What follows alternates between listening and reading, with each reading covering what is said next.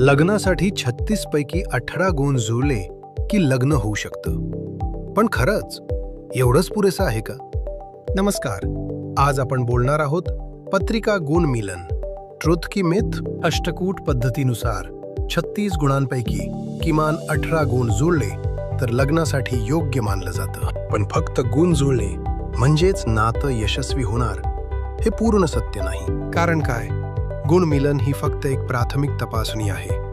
यामध्ये मुख्यतः स्वभाव, मानसिक जुळवाजुळव आणि सुसंगती पाहिली जाते. पण अजून काय महत्वाचं आहे?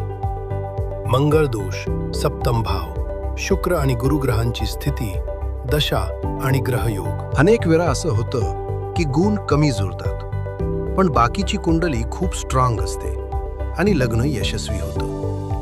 आणि उलटही होऊ शकतं. म्हणूनच पत्रिका गुणमिलन महत्वाचं असून ते एक उत्तम मार्गदर्शक ठरू शकतं.